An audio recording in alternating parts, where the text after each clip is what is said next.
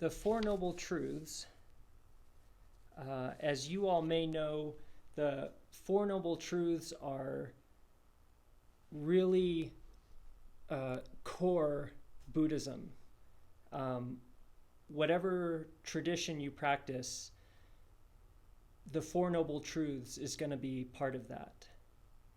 Because it was so fundamental to what the Buddha taught and how he expressed what he had found.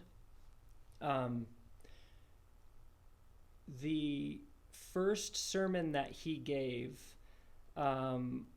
he was talking to 5 ascetics who he had been training with until he decided that asceticism wasn't going to work, and so they abandoned him and went off, and he kept practicing and found enlightenment. And when he realized enlightenment after he had a few weeks to kind of sit and just experience it, he wanted to go off and find his 5 friends and tell them what he had found, try and help them find what he had found.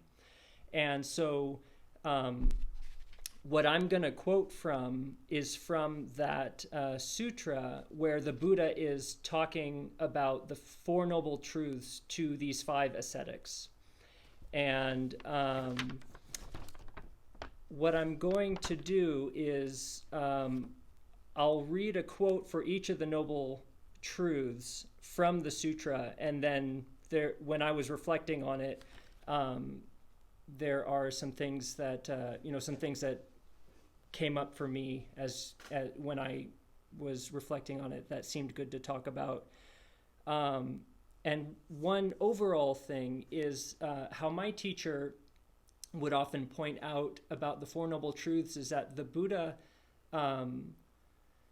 was very skillful in that apparently in ancient India, the method that physicians would use to prescribe or diagnose an illness and prescribe a cure is they would put it into 4s. So my understanding is that this putting it into 4s would not be, would have been a contemporary, like something that people of that time, it would have been very familiar to them. So I think there's a bit of skillful means as to why he put it this way.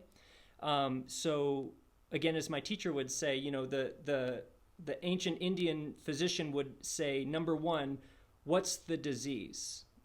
Number 2, what is the cause? Number 3, is there a cure? Is it even curable? And if so, number 4, well, what's the cure? How do you cure it? And you can keep that in mind because as we go through the Four Noble Truths, you can kind of see how the Buddha uses that as a springboard, as a framework to try and express what he had found and to put it into a method and a language for people, for other trainees to try and understand and to make use of. So the Noble Truth of Suffering, quote, birth is suffering, aging is suffering, illness is suffering, death is suffering. Union with what is displeasing is suffering. Separation from what is pleasing is suffering. Not to get what one wants is suffering. In brief, the 5 aggregates subject to clinging are suffering, end quote. So that's actually from the sutra itself. And what immediately jumped out to me for that was that last phrase, in brief, the 5 aggregates subject to clinging are suffering. Because otherwise, I've had, when I've talked to people in the past about the Four Noble Truths, I think it's easy to get the idea that the Noble Truth of Suffering is saying that life is suffering. And actually, it's not that life is suffering, it's that in life there is suffering. And it's a really important distinction to make, because otherwise it's like, what's the point? It's like, well, I might as well be dead then, because, life is just suffering. So, but this subject to clinging, that's the really important part about this. There isn't anything wrong with life itself. The problem arises when we live it with clinging. And again, otherwise there could be no freedom from suffering while we were alive. But the Buddha and many of his disciples and trainees since have proven that actually freedom from suffering is possible. And the key is that clinging. So how we cling to things, and this will be illuminated a bit in the next noble truth when we look at, well, what's the cause of this clinging, and what's the cause of this suffering. But one thing is that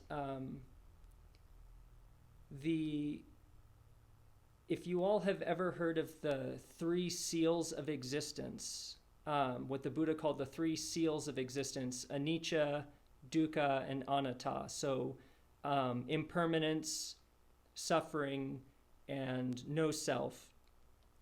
And this clinging that we get wrapped up in with the different aspects of ourselves and of life and everything we experience usually is coming from one of these 3 aspects that we're fighting against or trying to change. Things change. We want things we like to stay the same. We want things that we don't like to go away as soon as possible. The timing of things is in a large part, I think, how we create suffering for ourselves. Dukkha, or suffering, I think is pretty well summed up in the Buddha's noble truth of suffering. He kind of says it very well. And then anatta, this idea of no self, how we're constantly trying to hold on to an idea of a permanent entity, but like the Buddha was saying, the 5 aggregates subject to clinging, I don't know if you all know, the 5 aggregates are also what we would call the 5 skandhas. And in our morning service scripture, that would be form, sensation, thought, activity, and consciousness, how we say it in the Scripture of Great Wisdom, which is just a way of saying your psychophysical self, everything that makes up me, all the puzzle pieces that make up what I perceive as me, my association with those things, and making it a me, and then life, the conditions of life kind of shaking that apart. And it's really stressful when, you think you're a certain way or whatever the myriad ways that we identify with ourself. The conditions of life are just constantly kind of impinging upon that. And I think that there's a stress or a suffering that we incur because we're trying to keep this idea of a self glued together. And because it's not actually there, it's not actually real in the total way that we think it is. There is a self, we do have a sense of self, and it's good, it has a function, but it's like we want to hold that gently. We don't want to cling to that idea too tightly.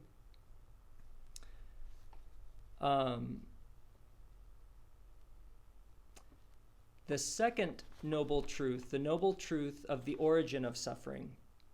So, quote, "It is this craving which leads to renewed existence, accompanied by delight and lust, seeking delight here and there, that is, craving for sensual pleasures, craving for existence, craving for extermination," end quote.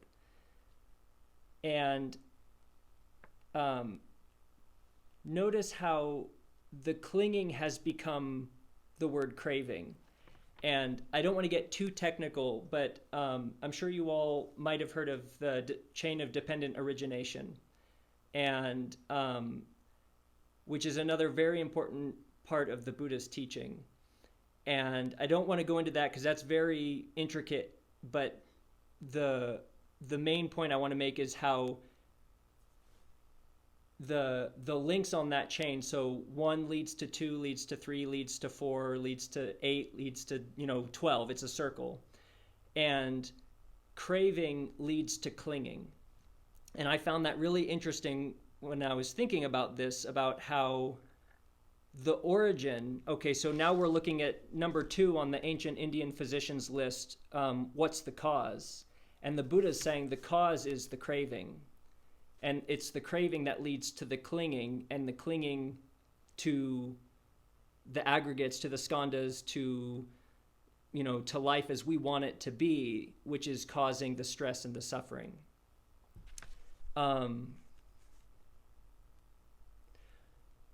And again, not to get too technical, but if you go one step back, okay, so you have clinging, which is in the first noble truth. Then you have craving, which is the second noble truth. On independent origination, the next link back from that is feeling. So feeling, when we feel things, either physical sensations, emotions, we usually have reactions of I like this or I don't like that. We live, the brain, the self wants to live in these opposites. And like the Buddha is saying in the Noble Truth of Suffering, we cling to one or the other. We cling to I want this, or we cling to I don't want this. And it's that point at which the feeling happens before the craving sets in that we have a choice. And that's where, not to jump all the way to number 4, but that's where the practice comes in, where we actually have a way out of this by sitting still with these feelings, that emotions, just everything that impinges upon our experience. We can be still with that. That's how we train. That's how we find freedom. That's how we practice towards freedom. So just to recap that the origin of suffering is this kind of craving for all of these things. The suffering in the First Noble Truth comes in when we have grabbed onto that craving. Now we're clinging and we're holding on to it, and we're fighting tooth and nail, as Reverend Master Mayon would say, to get it our way. So the third noble truth, the noble truth of the cessation of suffering. So in the sutra it says, quote, "It is the remainderless fading away and cessation of that same craving, the giving up and relinquishing of it, freedom from it, non-reliance on it," end quote. So this is, again, from the ancient Indian physician's point of view, number 3 is, can it be cured? Is the disease curable? And what the Buddha is saying is that, yes, this is curable. We're not doomed. It's not just like life is suffering, so why bother? The Buddha found that it was true, that there is freedom from suffering. And one aspect of this is that, especially from a Soto Zen point of view, when in Soto Zen we put a large emphasis on the fact that everyone has Buddha nature, everything is Buddha nature. We are fundamentally already Buddha. There is already inherent enlightenment. We don't have to get something. It's something that we have to get out of the way. It's something that we're getting out of the way of and letting out, rather than something we're going out and finding. And that pretty much just leads to the fourth noble truth. When I was first learning about Buddhism at the Eugene Priory with Reverend Master Oswin, and he would talk about the Four Noble Truths,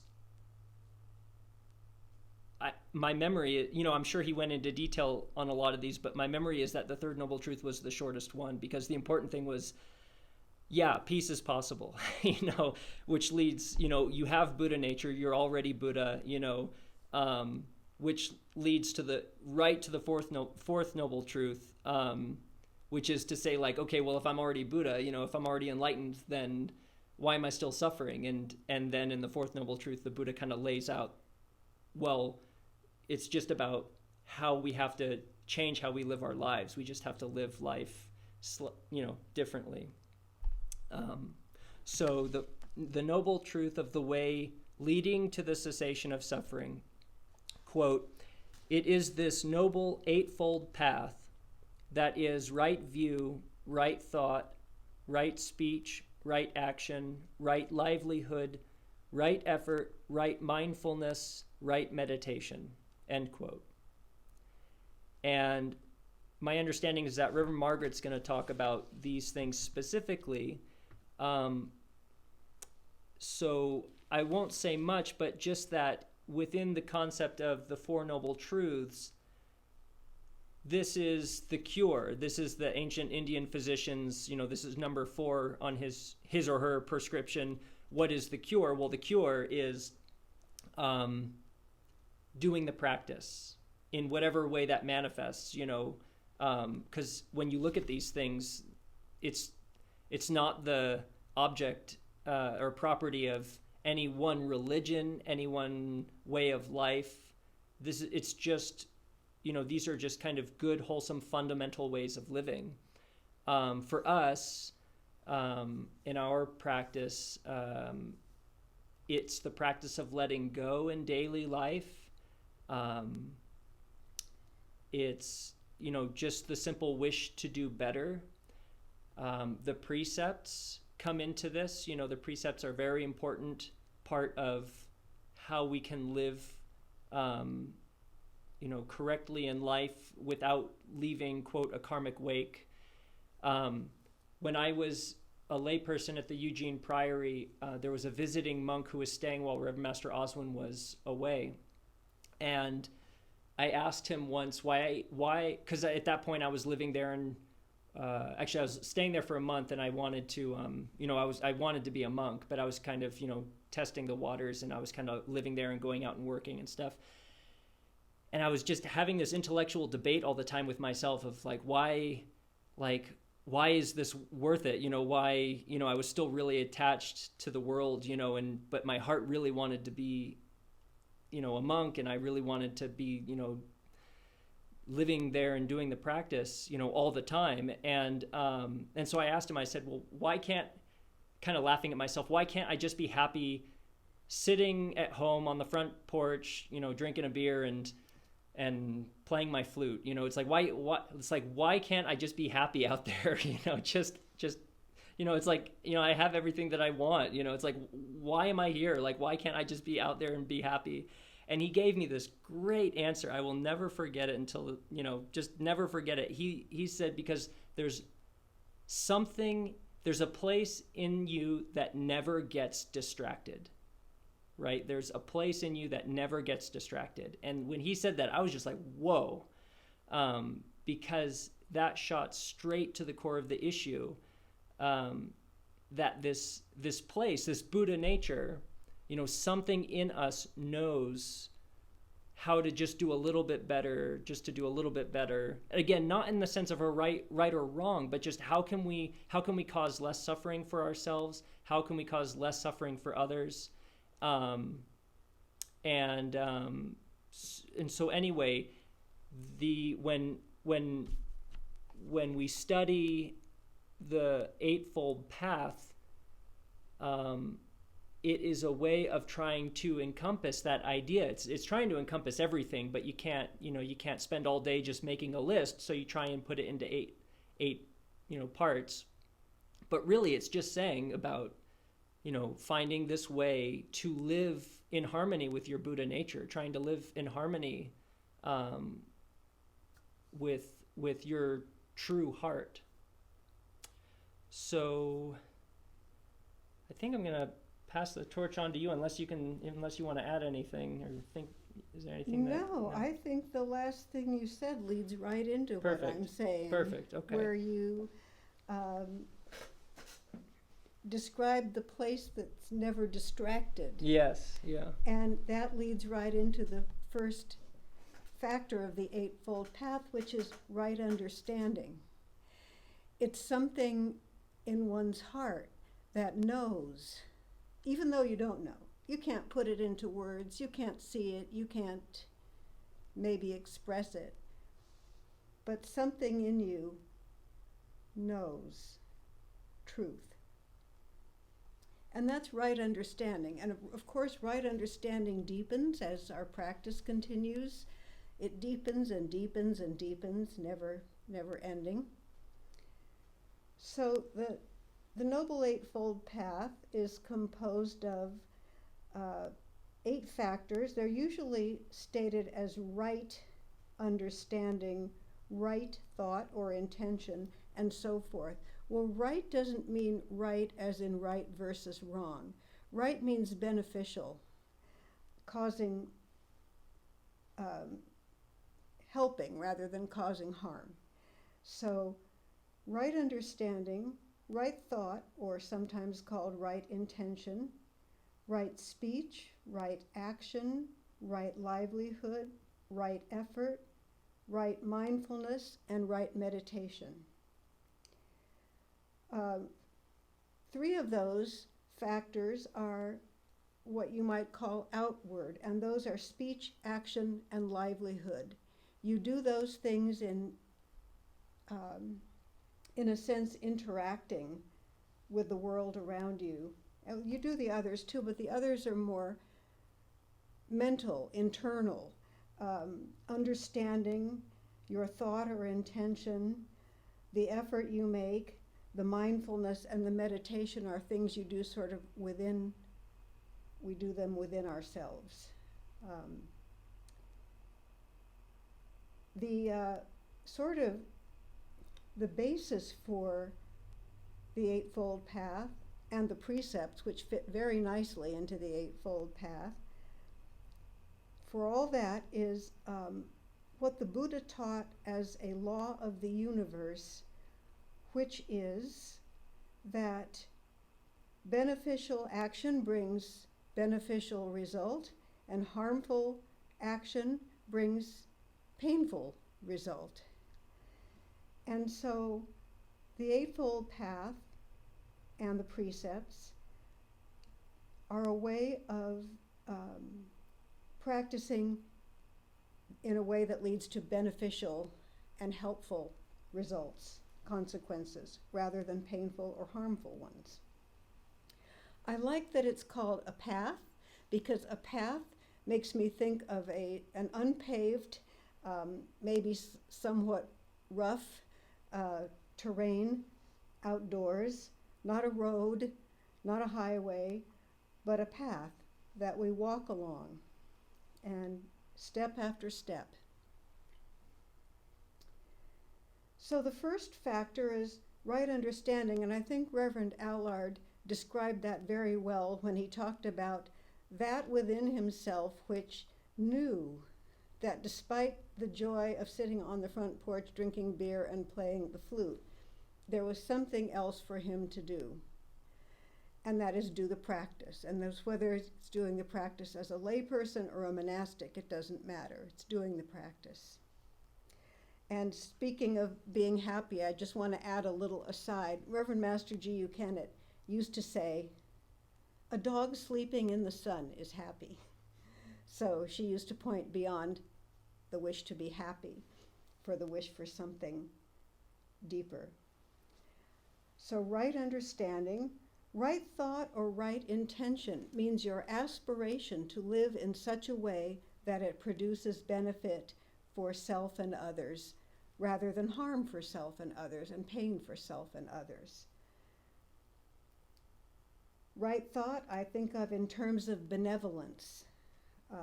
We also have the four wisdom: charity, tenderness, benevolence, and sympathy. And I think of benevolent thought, wishing well for ourselves, wishing well for others, wishing well for the world and all the things we use, goodwill. And we come to the three, speech, action, and livelihood, that really help us a lot in our interactions with the world. Speech is very important, and it can have tremendous consequences for good or ill. And I'll talk a little bit more about speech after I go through the rest of them. Action means acting from the heart, mind of meditation and the precepts. Acting for the good of self and others. Not acting out of greed, hatred, and ignorance. Livelihood means how you make your living, of course, and the Buddha had something to say about that. Right effort means the effort of doing the practice, and I know there are scriptural and technical descriptions of right effort, and I just want to boil those down to the effort of doing the practice, keeping the precepts, doing one's meditation every day, and doing the best one can to keep the precepts. Right mindfulness is bringing the mind of meditation out to brushing our teeth and washing the dishes and vacuuming the rug and washing the windows and feeding the cat and everything else that we do in daily life.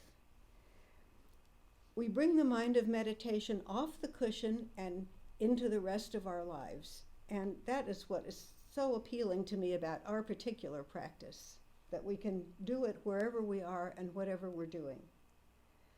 It means doing one thing at a time, doing that one thing wholeheartedly. Every time the mind wanders away from that one thing, bringing it back to that one thing that's right in front of you, and doing that a few zillion times. And that's how we practice mindfulness.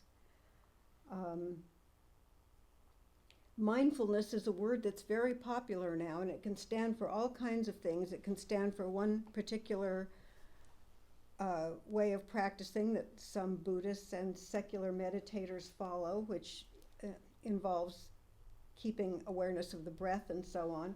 In our practice, it just means being with whatever is right in front of you. And so that means, watching TV and reading the newspaper isn't practicing mindfulness. And then right meditation, which Reverend Oswin talked about last week. I'm not going to talk about that so much now, except just to stress how important it is to commit oneself to doing it daily.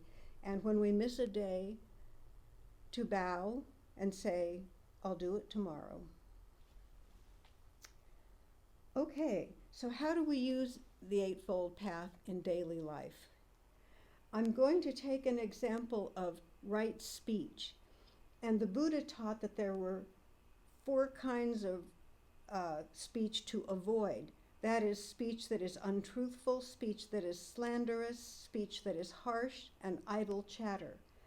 Well, I think of right speech as a very broad thing. I think, flattery, for example, can be wrong speech. Using flattery is not right speech. We have some precepts on speaking against others and defaming the 3 treasures. Those are, and about saying that which is not true. Those are encouraging us to refrain from wrong speech. So speaking the truth is the first obvious one. By speaking that which is untrue, we confuse people. Ignorance or greed, hate, and confusion are only promoted by untruthful speech. Okay. Speaking against others. that's been a really hard one for me. I can have a very good personal view of this particular precept. I used to love gossiping above all else, practically, right up there with chocolate. And I used to just love talking in a negative way about others. Not only others that I knew, but criticizing like celebrities and political figures and just anyone that I could think of. Reverend Valora mentioned last week that she had been a teacher and that she ran into some not particularly edifying speech in the teacher's lunchroom. I had the same experience. I never realized what went on in a teacher's lunchroom until I was a teacher myself.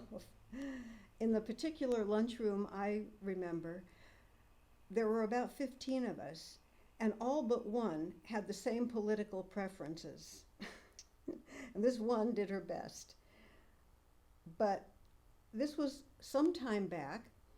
There was a president in office that we all disagreed with heartily, and I began to notice that one of the chief conversational topics at the lunch would be criticizing the president in ways that were very harsh and disrespectful. I had to step back. I found myself joining into this, and I've taken the Buddhist precepts, so that caused me to need to step back and avoid indulging in the speech that was against either the president or a popular singer or who else was in the news. Right speech would not have been to tell those others, now don't you know you're speaking against these people and you shouldn't be doing that. That wouldn't have been right speech. It's kind of a hard situation to deal with when you're at a party or at your office or at, the water cooler in the lunchroom, and everyone's speaking against someone. It's kind of hard to know what to do. That's where your meditation practice comes in helpful. Because we can take a deep breath, go back to our meditation, and say, okay, and just be still. We don't have to speak. We don't have to correct the people who may not be doing right speech. We can be quiet. So we find this discomfort in speech that isn't beneficial. We find ourselves doing speech that isn't beneficial. And the awareness of this grows as we practice meditation longer and more.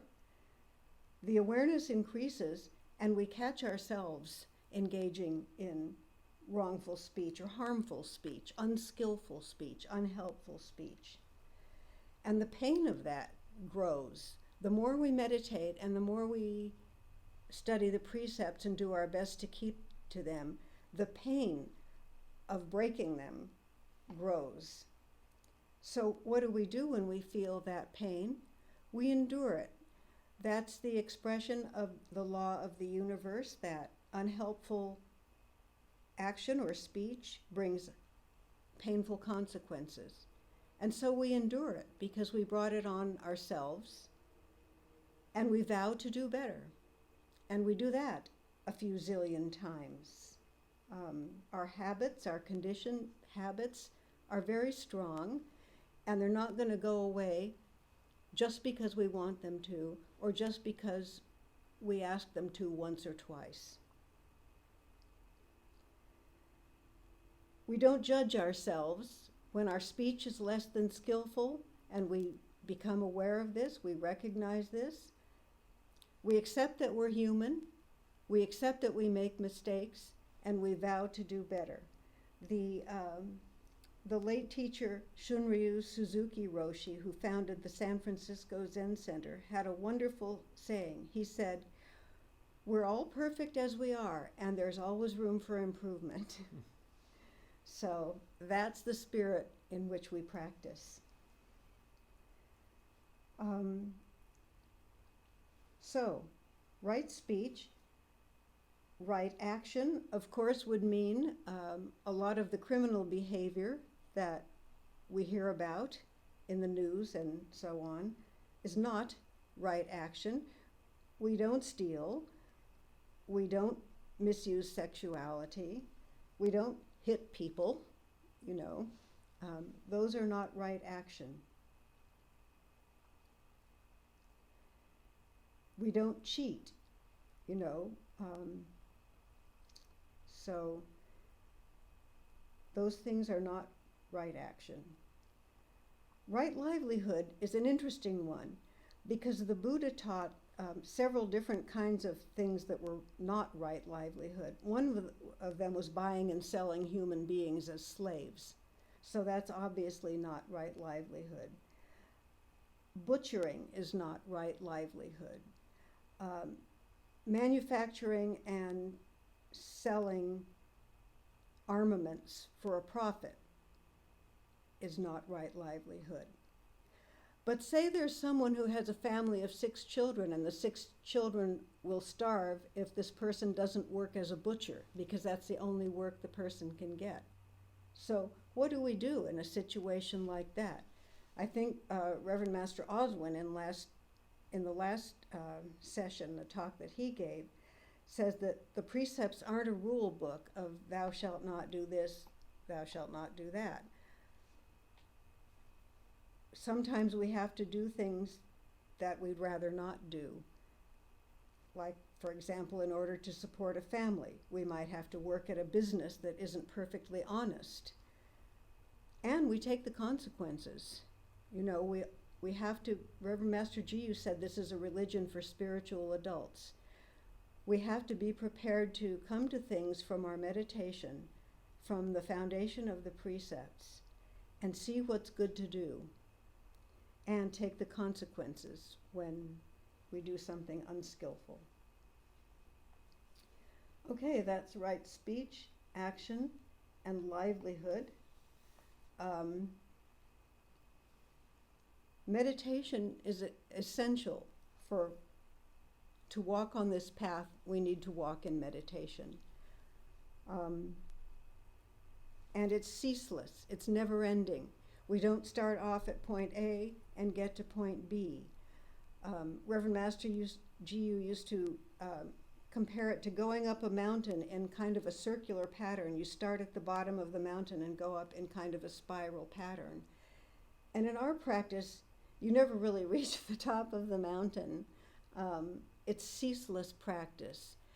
It says in our morning service scripture, O Buddha, going, going, going on beyond, and always going on beyond.